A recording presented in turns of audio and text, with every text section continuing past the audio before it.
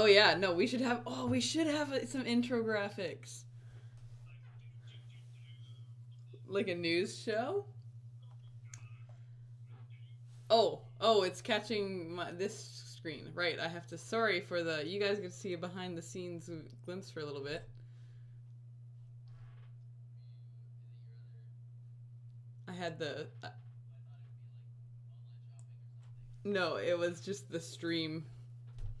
That's why they automatically hide the stream key.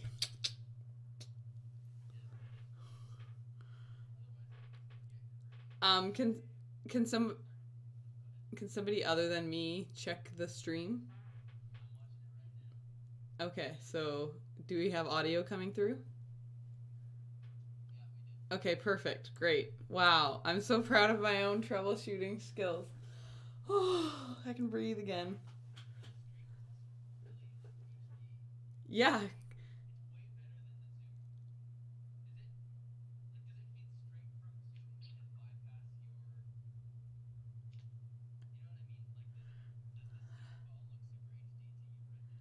It looks pretty HD. Like I think because you're like it's like maybe you're sometimes blurry because you can't receive as much data, but John and I have real good internet. Okay, supposedly there's 15 people watching, but nobody's saying hello to us. Oh, I don't have the live chat then.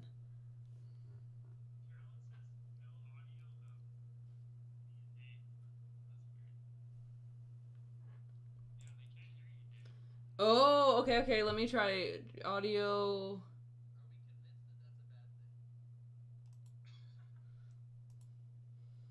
Okay, let's see if I can troubleshoot that then.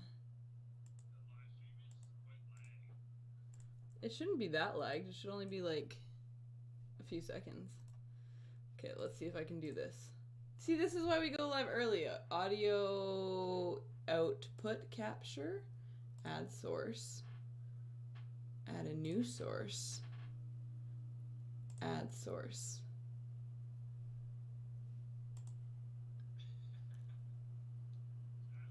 My backyard. You could. Or my hammock. You have a hammock? Yeah. Okay, wait, guys. Carolyn, can you hear them now? Well, now you guys have to say things. Okay, we're saying things. Christoph owns both a surfboard and a hammock. In case you're wondering, yes, I am jealous of both. I could live stream from my hammock. That would be fun. Okay, I'm just gonna make an Instagram post about our virtual coffee time. Great. There y'all are. There we go. You guys can hear them. Thanks, guys. Appreciate the live feedback. Hi, Joanne. I'm learning as we go. I don't know what happened between days. I'm glad I made myself this strong cup of apple cider. Joanne's daughter, Janine, catered our wedding. Oh. And y'all were there. And y'all Thank you, Janine. That food was delicious. Delish. But right now, she's doing like a like order-based catering thing. At really good and reasonable prices. And so we had some of her food the other night. Had some, what did we have? Lemon. It was like this lemon chicken and rice dish. Go on. Yeah, like we got this big tinfoil thing, and it was so good. It was amazing. Cool. So, just a shameless plug for. Hey, great. If somebody else wanted to get a order-based food, I don't know what you said. How would they do that, Christoph? I think. Or Joanne. Joanne in the comments. Yeah, Joanne can just drop it in. How would.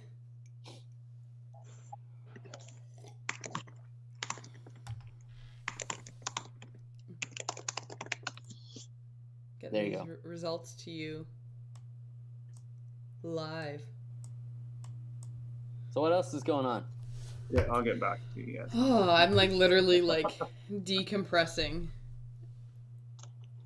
From what? after that stressful, like John's computer literally going into like 8-bit mode. Each icon on the desktop was about like this big, like, and pixelated, and trying to figure out how to install graphic drivers. Oh, That is rough. live streaming is stressful, yo. Ooh. I'm really glad that happened today and not say on Good Friday. On Good Friday. Well, but see, Good Friday, I had been testing from like 6 a.m. like onwards. I was like ready. Where this, I had like dropped my guards. It sensed my confidence in my abilities, and I was like, whatever. I know how to do this. I'm an expert now. And it was like, no. It humbled you. It did indeed. Cool. Did indeed.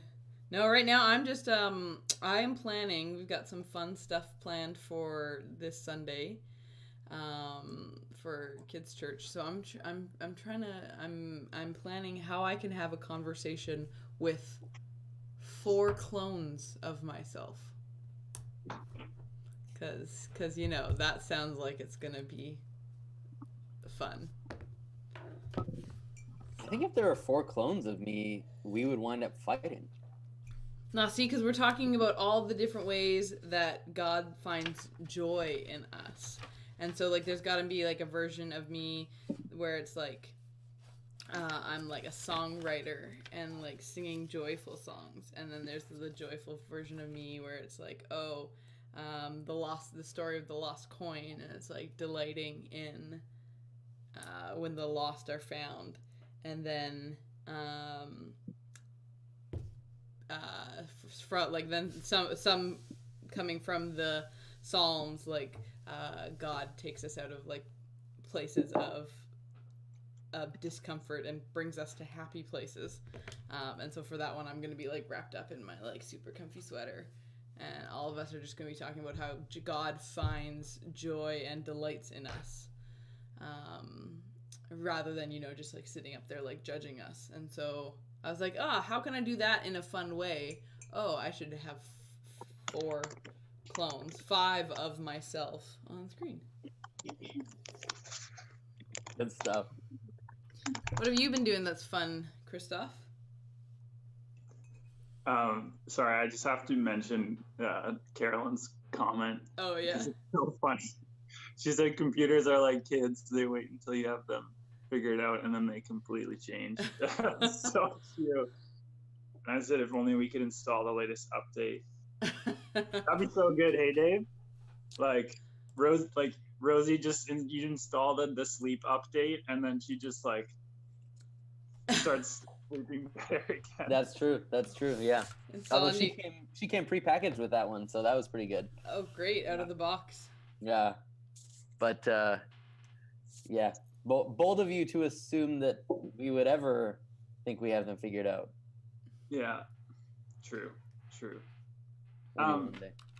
So the thing that came to mind when you're talking about this, like working with trying to figure out how to have a conversation with yourself, like 4 clones of yourself. Yep.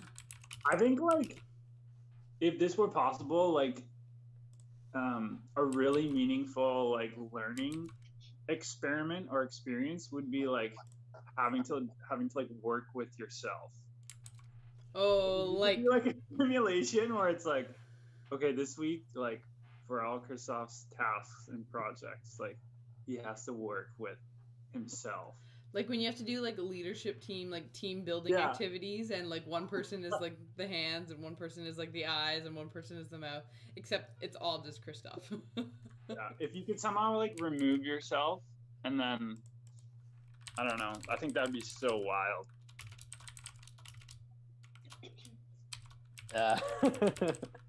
Well, I mean, that's kind of what we tried to do when we went through the Enneagram as a staff last year. Hey, like that you know, that's a strategy for sort of getting outside yourself and being able to understand yourself the way that other people understand you. And I think that was because of that. It was helpful for a lot of us.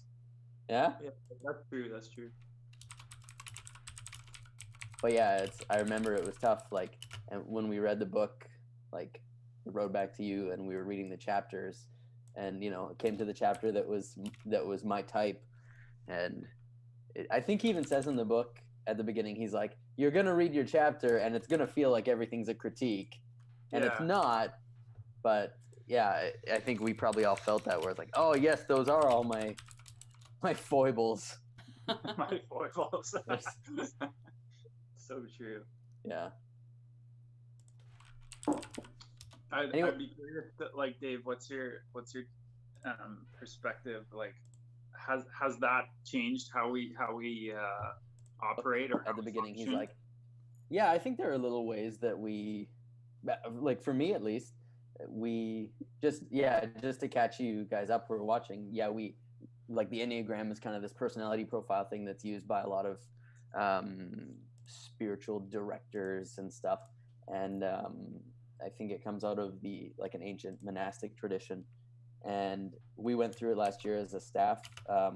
Carolyn Kwiatkowski actually led us through it, and so we spent 2 sessions like sitting down and like working through what type each of us were and what it meant, and what that meant in terms of how you can work with us, what our needs are, and all that kind of stuff. And I think there's definitely some ways, at least for me, that I approach people differently,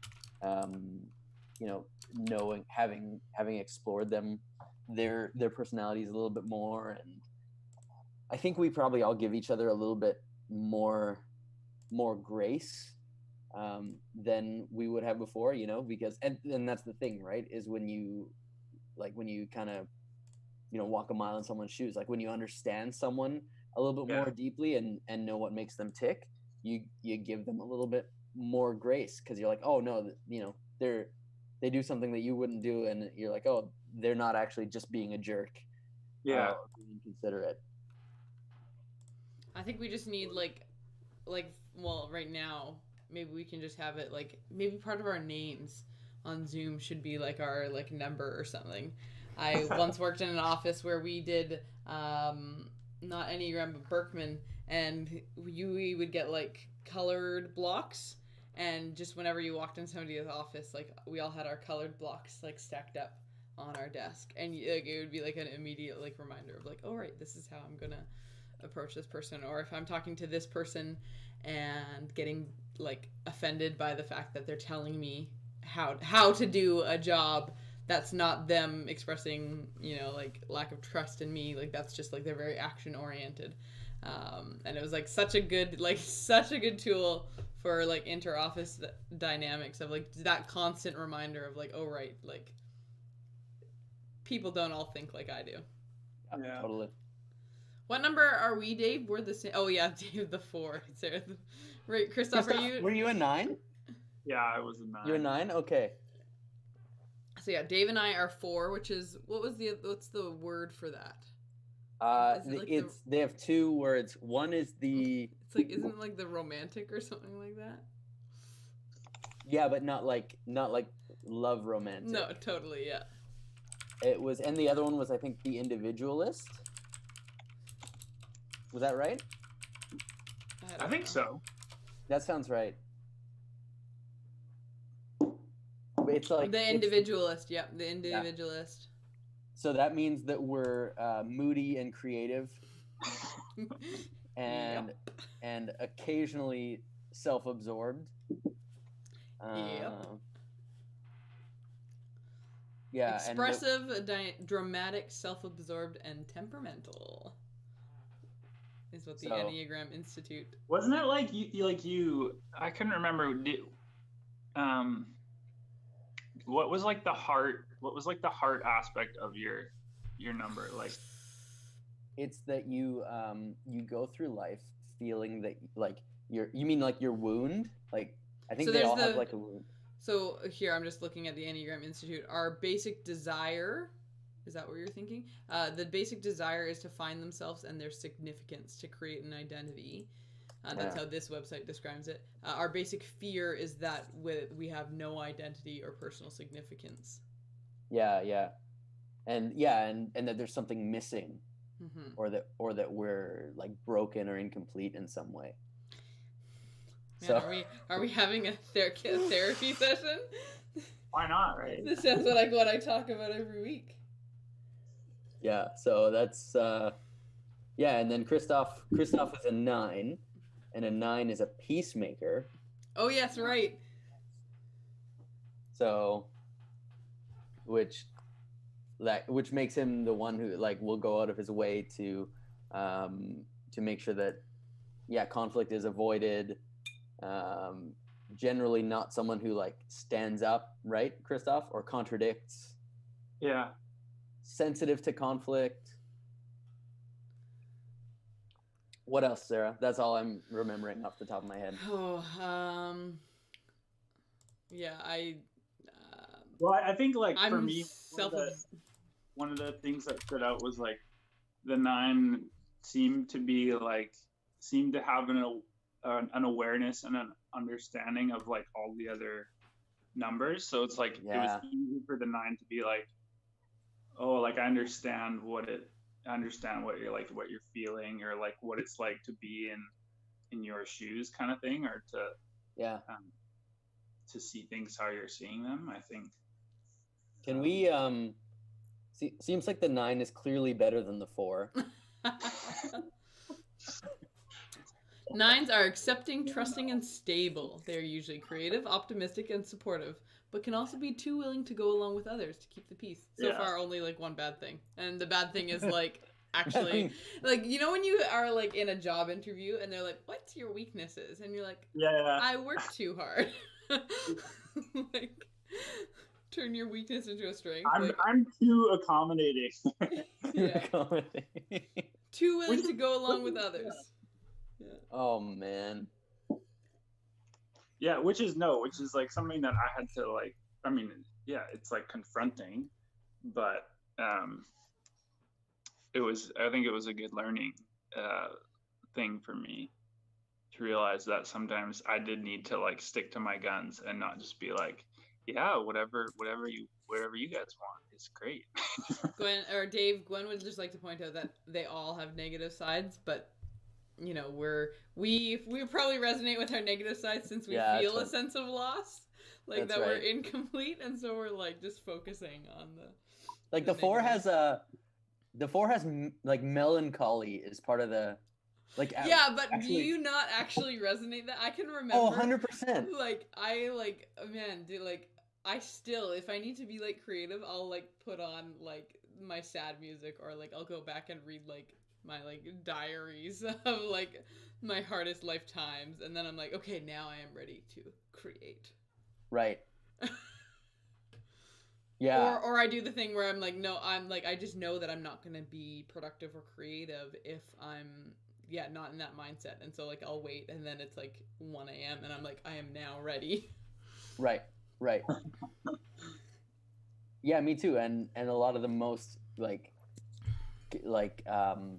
creative times in my life, or creative moments have come out of those places of like deep, you know, existential angst. You know, and which I think tracks for a lot of creative people. And you know, I think it's probably why there's a lot of creative people who, you know, there's definitely like that can get really unhealthy, right? And so you see a lot of creative people who, you know, wind up in a really bad place mentally if they don't kind of keep it in check. Yeah. So I guess what we're saying is pray for us. And Brian points out, 8 is the one that nobody wants to be, or people are way too proud of being. Was 8 the one that we had nobody on? Like, there was only one number that we had nobody on our staff team. Yeah. I lost my chat for a sec. It's back now. I think it was an 8. Oh, people are loving the Enneagram. We got. Okay. Yeah. I need to find my like reflections on it that are sitting somewhere, or what we learned. Yeah. My notes are in my old journal. It wouldn't be bad to recap that. It was cool. Well, should we still? Yeah, 8 is the aggressor. That's right.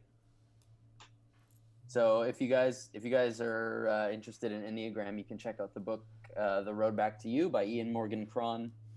He also has a podcast, which is called there it is. He has a podcast which is called Typology. Yeah. And yeah, it's a tool just to like know a little bit more about yourself, and about the other people that you're working with. Like obviously, Dave and I have the same number, but we're not the same person, and we communicate with each other and with other people differently. But it just helps us give a little bit of a leg up on understanding what other people's like perspectives are, and understanding the most effective ways to communicate with them. But I know some people don't like getting like the idea of like, oh, there's only a certain number of personalities and everybody fits into one thing. Yeah. I think overall it was just a really, really great way of like having a mirror, Mm-hmm. looking in the mirror, and there's so many things that I think we feel and we experience that are difficult to name. Yeah. But then, when someone else does some really good work to process those things and then reflect them back at you, it's just like when those things are named for you, it's really profound and it's really insightful and interesting. So that was something that was a big takeaway for me. Yeah, Alicia notes that she's used the sources that Davey mentioned, and they weren't her favorite, so she has some other resources if other people are wanting. And I think a big one was like for our team was that this is something that like takes a lot of time. Like it's not like just like you can't just do a personality assessment online quiz. Like as our team, we read the book and then we sat with it for like we had our first meeting with a facilitator, with Carolyn. And then we sat with it for like a month. No, it was longer. It was 4 months. Was it 4 months? Wow. It feels like, but we sat with it and like kind of processed, like, what do we think? How does that feel? And for some people, like their first assessment was right. Like that's the number that they decided that they did resonate with. But other people, it was like after that period of time, it was like, oh no, that actually isn't the best fit. And so having a facilitator, having somebody to like coach us along that, but also just being okay with like taking the time and trying it out and like trying a number on and then being like, oh no, actually that's not me. Like like for the longest time I thought I was a 2, and then towards the end it was like, oh no, like I think I'm more of a 9. But yeah, Christoph thought he was the other really nice one. Yeah. Oh, Dave. Oh man. My favorite part was like during our session with Carolyn, when they were talking about the 9, and like out of context, it's just like ridiculous. But it was like the 9 sits atop of the Enneagram and looks down on all the other numbers. That's right. I was like, oh yeah. Right. Like in the Enneagram, there's actually a diagram that has all the 9 types in like this wheel formation, and the 9 is at the top. Yeah. Why is it at the top? Because it is the. Well, I think it goes back to that idea that, like the 9 had like, I don't know, like sort of little pieces of all the other numbers, but that empathy aspect was really strong in saying like the 9 understands a lot of the other types, I guess. Yeah. And what it's like to think that way or feel that way. Guys, if you're watching, if you know your Enneagram type, drop it in the comments. Well, we've had a few people. Talia says we do? Okay, yeah. Talia says she resonates with a 5. Alicia resonates with a 2. Interesting. Is there a better millennial word than resonate? Resonate.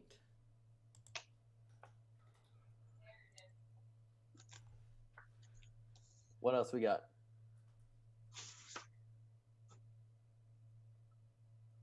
I really enjoy Sleeping at Last. there was just some comments about how there's actually songs about each Enneagram type. Sleeping at Last does songs about each type, and so that could be an interesting lean in. Dave, do we want to get started with the actual prompts? We're already at 11:23 here. Oh, Carolyn says she's a 3. Yeah, we can do that. Is that the achiever? The 3, yeah, the performer. Okay, here we go. Ready? Here's our table topic. We've kind of been.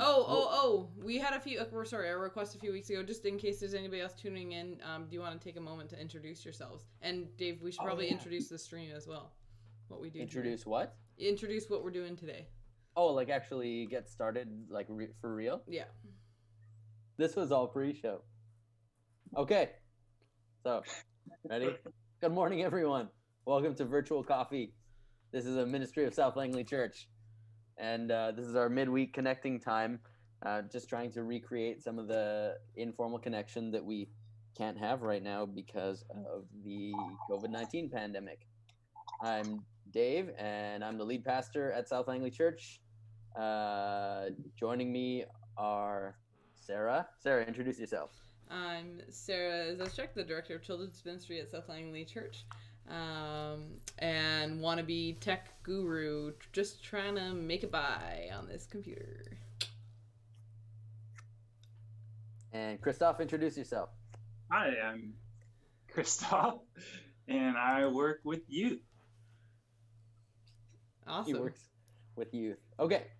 He's cool. So we've been starting our so now we're officially started. 20 minutes in. We had some technical issues, so the pre-show couldn't be. The pre-show became show. Yeah. We'll just take a couple minutes on this. We've been starting off with my table topics cards. You can also interact in the YouTube comments. So many people are doing that. But we also have and text in. Right. Do you have the number up on the screen? Yeah, you do. And you can post a photo of yourself attending this well-produced media event. But I think, Dave, does the number end in a 9 or an 8? Oh, no, not again. Because I think in your new slides, you put an 8. It's a 9, guys. It's a 9. The one that was on the YouTube screen was a 9. Sarah, didn't I reshare the slides with you? I just have, but the new ones that the new ones that you made, I only download the new ones. Yeah. And I'm pretty sure you have an 8 on the Defiant Hope ones. It's okay. It's okay. I just won't put those ones up. Oh, yeah. So what's the correct number, Dave? It's that number, but it ends in an 8. It's Sorry, that guys. number, but ends in an 8? This is tragic. Okay, here, watch this. I'll just manually do it. Brutal. Okay, while she's doing that, Yep. We're gonna open up with a table topic from these cards. Okay, chosen at random. Ready? Here we go.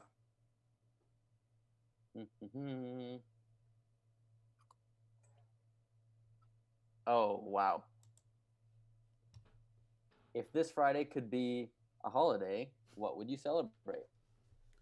If this Friday could be a holiday, what would I Very interesting. celebrate?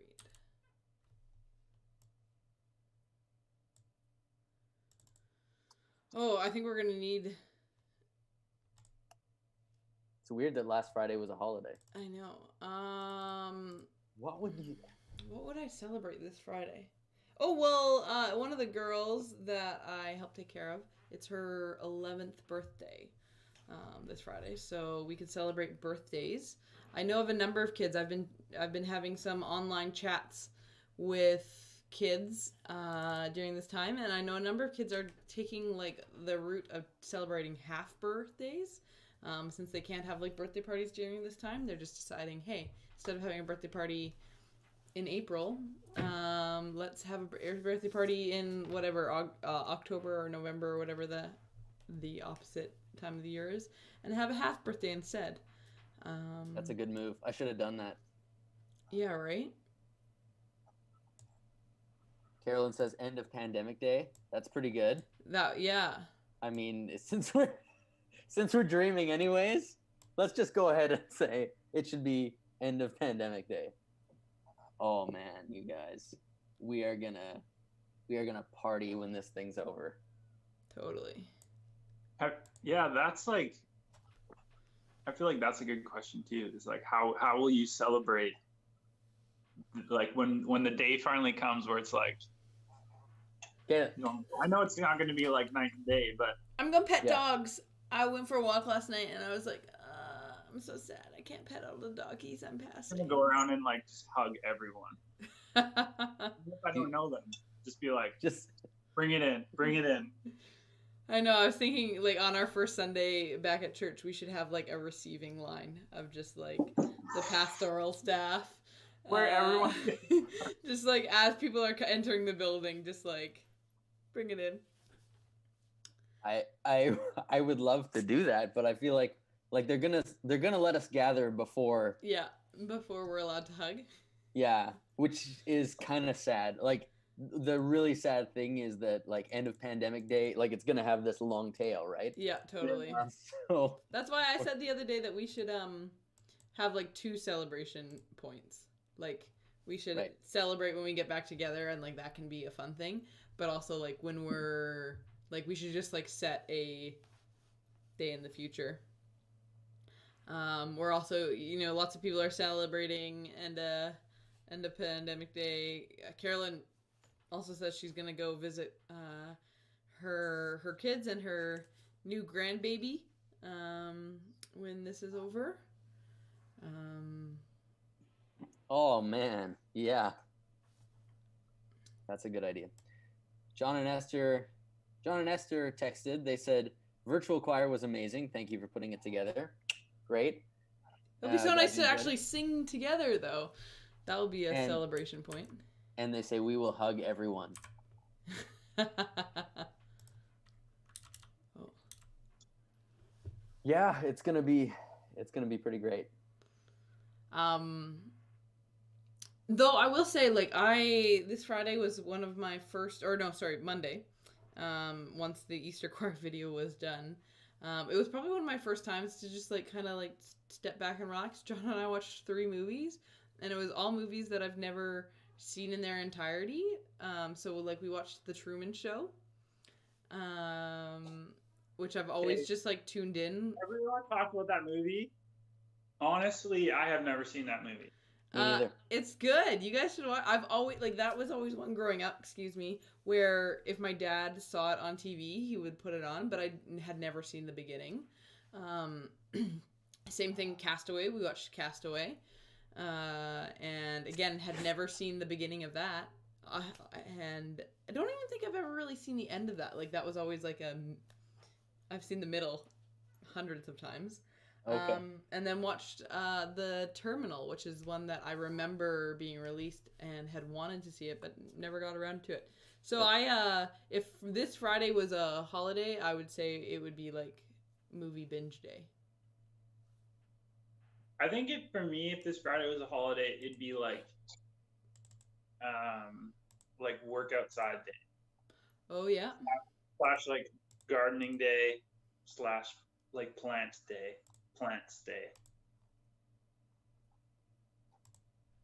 Oh, that's pretty good.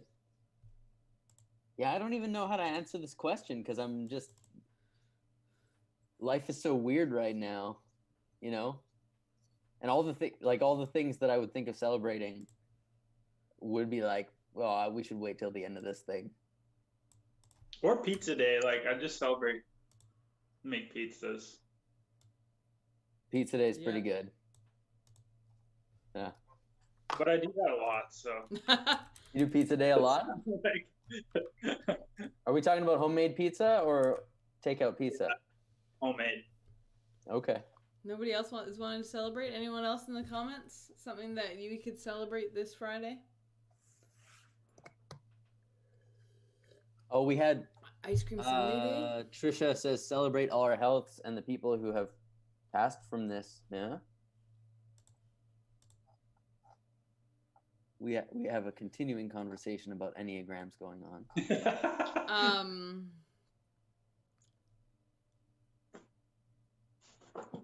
Here, let's do. You know what? We should just. It's getting late. Move on. It's already 11:30. We should just jump into the discussion questions that we have coming out of Sunday. Yeah. Sure. Right. Sure. Okay, let's do it. So Sunday was Easter Sunday, and hope you all tuned in and enjoyed the service. It seems to have been a hit. So kudos to the team. Adam and Sarah did a lot of the work. Sarah did the video work. Adam did the audio work. It was a good day. We were talking in the sermon about how because of the resurrection, we as Christians can practice defiant hope in the face of whatever forces of death, and of course that could mean literally like death, but it could also mean a bigger sort of swath of things, like things that rob us of life, rob us of vitality, and so Paul says in 1 Corinthians 15 that God gives us victory over sin and death, that the resurrection wasn't just a Jesus thing, Jesus defeating death, but that's made available to us too, and so we can practice defiant hope. So we wanted to just say, hey, what are some of the ways that we can practice defiant hope, or ways that you've seen people doing it during this pandemic?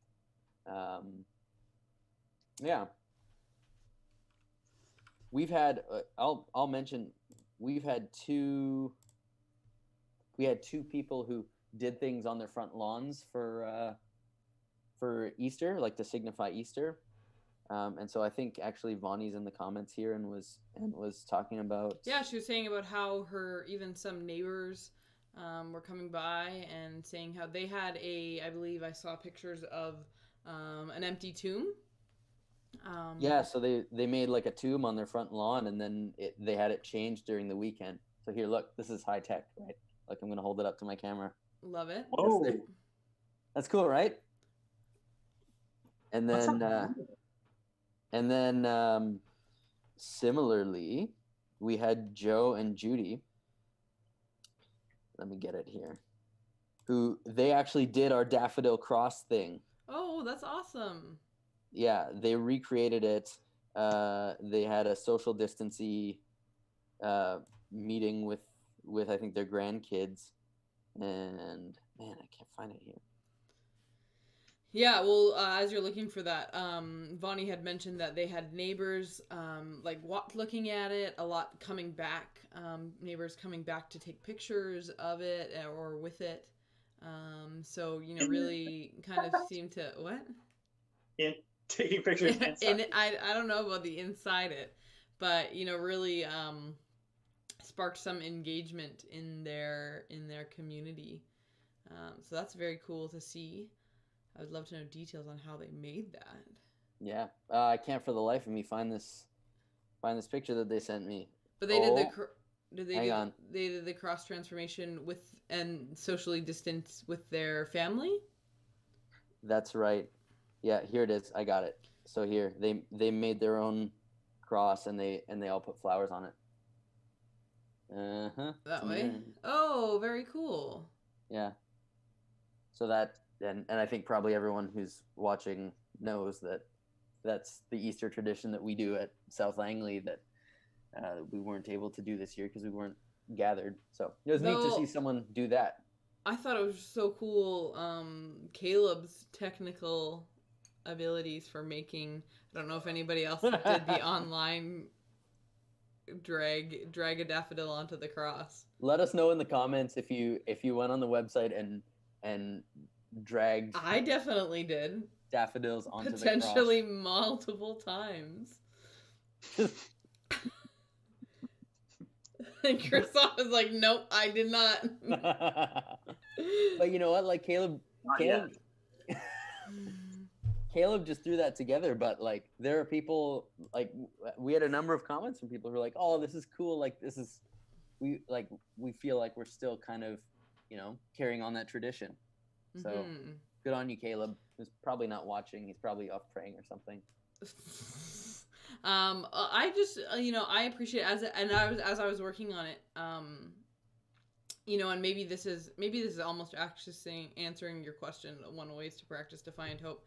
My family, I shared this with our staff. My family has really been enjoying this puzzle site where it allows us to do puzzles together, but apart. And there's something like really reflective about a puzzle, how you're like focusing on what you're doing, but also kind of gives your mind time to like wander and process different things. And that's kind of the like experience I was having as I was dragging the daffodils onto the cross, of like, it's such a physical, like kind of tangible, like something you're doing, like there's movement based, and it's kind of silly, like you're just dragging little flowers onto the cross, but like just a time to like sit back and like think about like, okay, why do we do this? What is this representing? Yeah, like I just found it actually, like taking that time was like actually a really cool time for me to spend like in reflection. Just to take a little pause. Yeah. That's cool. Gwen says she made the UBC cinnamon buns, and it took hours. What do you mean made the UBC cinnamon buns? Is that like a thing, UBC cinnamon buns? Or is she missing a word, like she made the UBC staff cinnamon buns or something? Oh, no, supposedly it's a thing. If you Google really? UBC cinnamon buns, there's like an ad for it. UBC cinnamon bun recipe and origins. Like it's like it's a thing. So maybe if you go to UBC, they're like really well known for their cinnamon buns. There's articles about it. Wow, I don't know anything about this. It's like, would they discovered a special cinnamon bun recipe? The UBC cinnamon bun recipe was first perfected by Hungarian baker Grace, can't say that last name, in 1954. Within a few years, she went from baking 2 dozen to a staggering 120 dozen per day as the bun grew in popularity. What? So very popular, I guess. So it was an on-campus thing. On-campus thing. Oh, man. Supposedly, the UBC cinnamon bun is a quintessential part of the UBC experience. Okay. So What? it's a thing. Gwen says, yeah, it's a thing. Kind of like SFU and depression. Sorry, I shouldn't have said that. Wow. Okay. I went to SFU. I'm just sad because Is there a UBC cinnamon bun mascot? There that's a good idea. UBC cinnamon bun mascot. Just walking around campus. You have never had... Carolyn's grandfather, who went there in the 50s, had them. Wow. I think I've been on UBC campus maybe 3 times, and one of them was for a funeral. Wow, okay. So we all learned something here, guys. Yeah, I'm curious about the cinnamon buns now. It's really weird, Gwen, that you mentioned that, because Justine is baking cinnamon buns right now. And is that Justine's practice of Defiant Hope? Yes. Yeah. Maria made cinnamon buns the other day, and we had them Easter morning, so that was that's really pretty good. Well, not cinnamon buns, but I shared with everyone on Sunday that I was really missing Pascha. And Sunday afternoon, I was like, had literally just gotten changed like into my pajamas and was like chilling. And I got a phone call from our very own Dave Navarro. And he's like, come outside. And I went outside my condo, and there was a nice little container of Pascha there, and the boys and Dave were sitting out in their van, and they wished me a happy Easter, and were very excitedly waving and stuff. And John and I got to enjoy some Pascha, and yeah, like that was, and like Dave, like 100%, like I was like tearing up as I ate it, because like there, that was such an act of defiant hope, but also just like for me, like such joy in that moment. Hey, I think Alicia's touching on our next question here. She is. She's on to our next question. She says, how might we, where was it? Curious on your thoughts about defiant hope having potential to take away from the realness of now. Yeah. Do we want to just jump to the next question? Yeah, throw up the next question. Since we're... And how might we use hope as a helpful disposition without being dismissive of the real pains and discomfort that we best sit with face to face to enter into the fullness of our humanity? How does defiant hope not become dismissive hope? Yeah, totally. And yeah, so the way that we phrased it was, that we've been thinking about it was, how do we balance defiant hope with healthy lament? And I don't know if you guys saw, we reposted the NT Wright's article about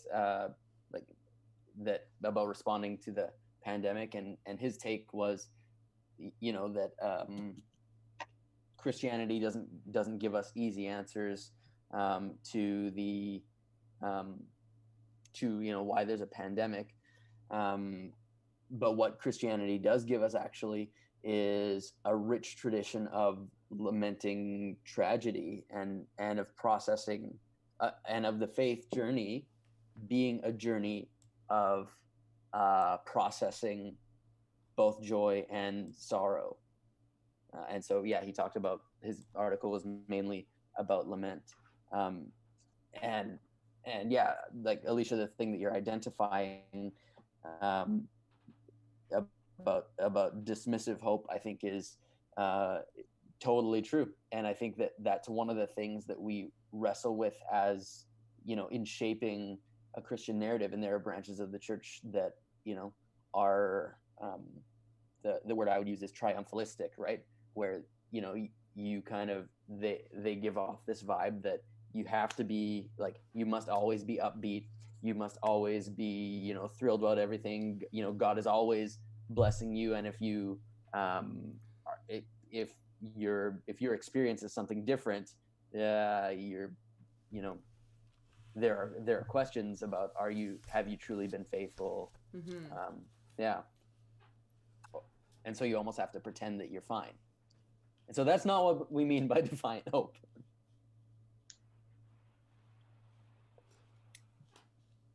I think, yeah, maybe defiant hope is about, it's about refusing to, like, maybe there's a difference where it's refusing to give into despair. Mm-hmm. And that doesn't mean that we're ignoring real pain and real despair, Yeah, real sorrow, right? I think it's kind of like, what's the narrative that you're letting like dominate? Like it's about acknowledging that there's loss, and there's despair, and there's hardship, and it's not about dismissing those things. It's acknowledging that the narrative that we subscribe to is that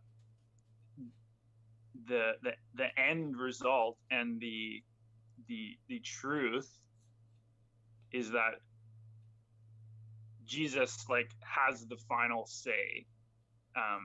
That the final answer is that yes, like goodness prevails, that love prevails, and that. You mean love wins?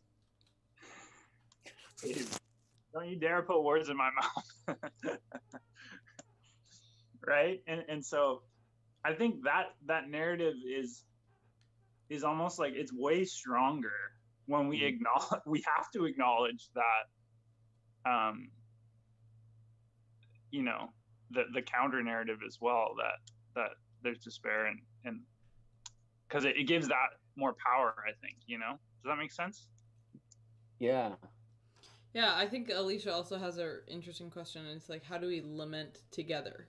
Because I think, like, I know for me, like, there's been moments where, like, in conversations or, on mainly, in one-on-one where, I can lament with a friend together. I can, like, we can talk about how, like let's not downplay the hard things that we're going through during this time, and let's talk about missed birthdays, or like I have friends who have had to cancel weddings, or alter their weddings, and like that is something to grieve over, and something to to that we don't have to just be pretend to like be happy about it. But I think it is an interesting question, is like how do we lament, like, corporately, like as a large group. It's funny because we actually did this on last Tuesday, I guess. Yeah, last Tuesday night for our middle school junior SLI youth Zoom. I was reading this article about just the power of like naming loss. Yeah. How important that is in this time, especially for like, kids and youth, as they're like trying to figure out how to like process this experience and living in this different reality. And so the idea was that we were creating two lists, and one of them was called loss, and it was all about the things that we're missing out on because of this scenario and these circumstances, and the things that that couldn't happen anymore. For kids, there's a whole whack of different things. And then the other list was about like the wins, essentially, that it's like, oh, there's new opportunities in this time. There's time to spend more with family. There's like, you can start new hobby, like the list goes on, right? But I think just naming those things is really important. Yeah. Was the article you were talking about, was it the Harvard Business Review one? No. Okay. Yeah, there's one also in the Harvard Business Review. It was called "That Discomfort You're Feeling Is Grief." Yeah, I read that one. You guys see that one? Yeah. Yeah, talking with, what's this guy's name? Kessler, who's famous, like he's the mind behind the 5 stages of grief. And they talked about it a little bit, and like just being real with ourselves that we are in a time of grieving. And I see, like Carolyn's pointing out here, the Psalms and Ecclesiastes, and they're like, those books are hopeful at times, but they're not afraid to enter fully into just the gut-wrenching reality of of pain and sorrow and suffering. And I think that the ancient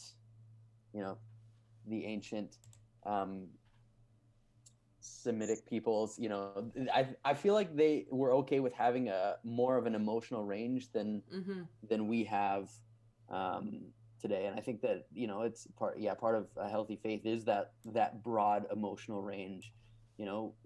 We kind of have this narrative that says, if you move beyond if you dip too low, then you're actually like outside the emotional bandwidth of what is acceptable faith journey. Yeah. That makes sense, right? Like if you're you can go up to a +10 or down to 0. If you go to like a -5 or lower, though, that's like God is not there, and you need to get back up to whatever your baseline is, for where for where God can be working in your life. Yeah, Carolyn says we think of grief and hope as opposites that can't coexist, but they can. You can have Yeah. those things in, at the same time. So you find that a lot, in the wisdom literature, where there's this, like, you'll find within the same chapter, sometimes within the same paragraph, it's almost like schizophrenic, like, maybe I shouldn't use that word, but this sort of two-minded kind of thing, right? Where there's this expression of both, and you're like, wait, what are you feeling?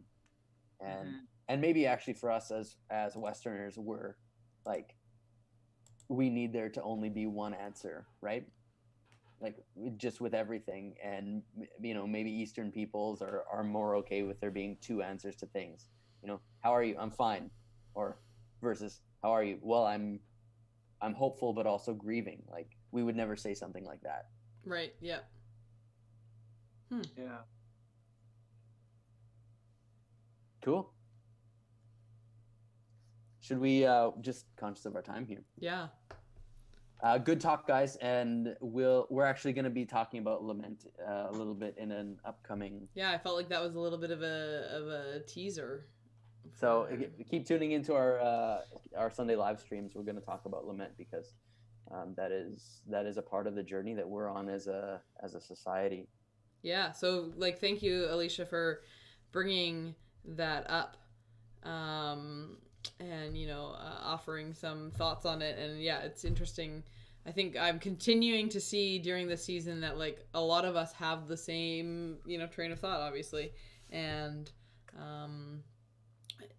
Dave and Daryl and the team, like, we've been talking about this, like, having, like, lament and grieving during this time. And so we were talking about planning a sermon series on it. And so yeah, for you to bring it up, and to be dialoguing about this with you guys, it's like, okay, like,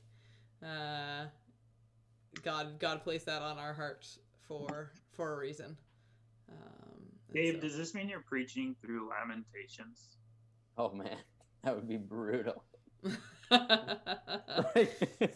Trying to figure out when to plan vacation, Like, Lamentations just has that one, like, there's that one in chapter 3 where it says, but this I call to mind, and therefore I have hope. The steadfast love of the Lord never ceases. His mercies are new every morning. Great is thy faithfulness, O Lord. Like, that's all anyone knows of Lamentations. Yeah. The rest of it is like, it doesn't exist. Yeah. Maybe we should. Alicia asks if we can. Lamentations. Yeah. God. Alicia asks if we can format Sunday mornings like this. No offense to Dave, but really enjoying. But I think that there's something fun about having a separate processing time, so we can all be on the same page. Yeah. But yeah, thank you for enjoying our. I like Carolyn. Carolyn loves Lamentations, but you have to read it in one sitting. She says, you can't pick it up and put it down, which is probably a good practice for all of, a lot of scripture, to read it as one piece, and not never read a Bible verse. Yeah. Well, should we do an SLC? Wait, Dave, what comes after that? What? You just said never read a Bible verse. Yeah, that's right. You mean like in singularity. That's right. You can read Bible verses one after another. Quote from Dave: "Never read the Bible."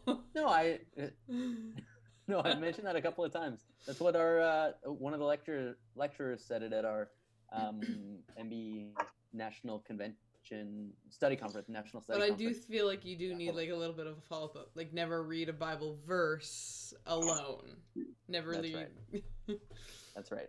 But so an SLC update.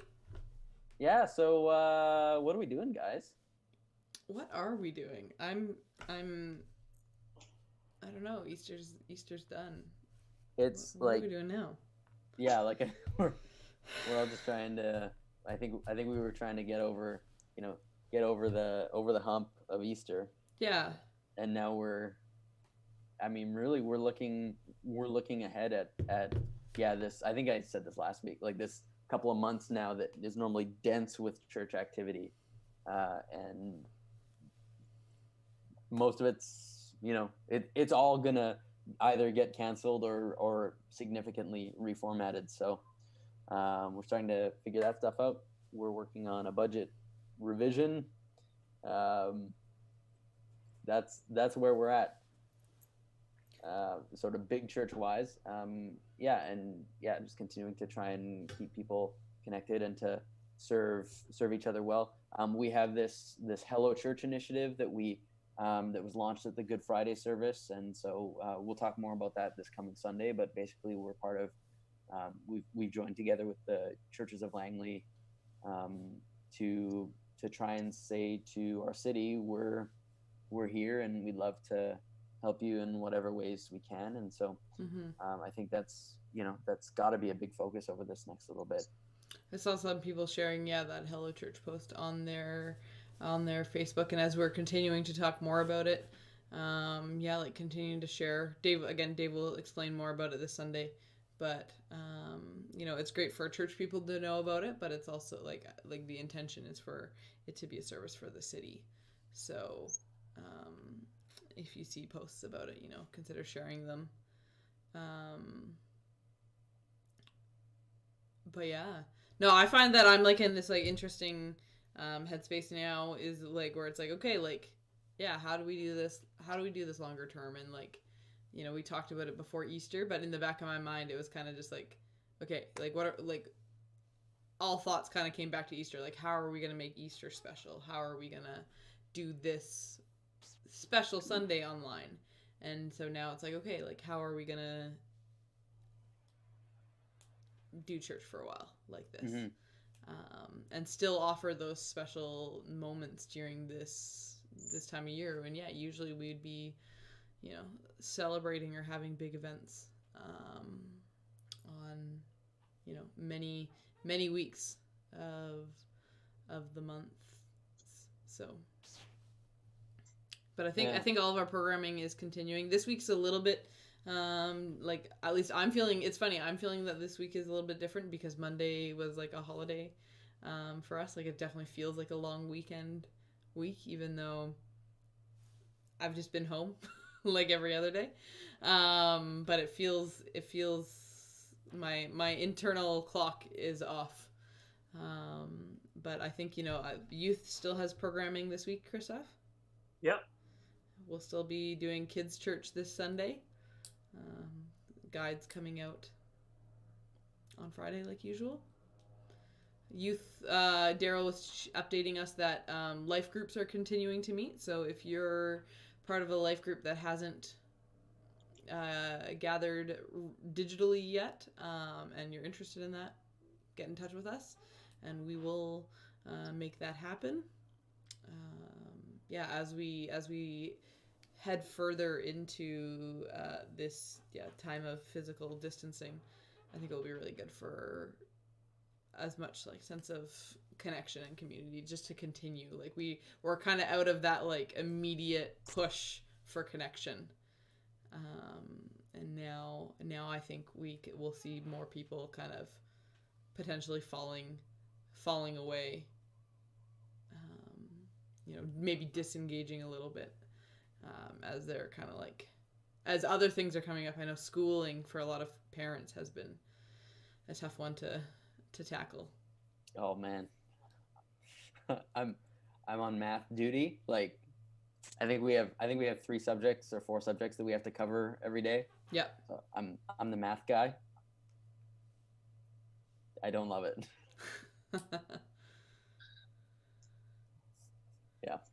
Yeah. So that's a challenge, and I would just echo that. Like, everyone who's watching, just continue to find ways to be connecting and to be community. Yeah, and if you have suggestions for us, things that you think may be good, like feel free to send an email to Dave or our office, or Facebook. Like, get in touch however you want. But we're always looking for more ideas, things that we can try. We won't, we'll talk about it as a team. But if you think, oh, this would be a really cool thing to do as a church, or this would be really helpful for me, reach out and let us know. Yep. Cool. Well, it's noon. Should we shut it down? Yeah. What do we don't have a this is where we need some sort of we need like a scripted closing thing. Yeah. Tune in this Sunday. Do tune in this Sunday. And that's pretty much it. Yeah. If there's any youth parents that are listening, Thursday night is our middle school junior SLI Zoom gathering at 6 p.m. 6 p.m. and the link is in the youth email that we send out every week. So we've done it twice now. It's been really fun. Last time we played like a scavenger hunt game where everyone had like 20 seconds to go try and find like this item on the list, and we had like pets and TVs and garden tools and plants. Oh, it was so funny, and everyone did really well. And then we usually watch a video and have some small group discussion together. But it's been really good. So 6 p.m. is around dinner time. Bring the whole family at dinner. That'd be hilarious.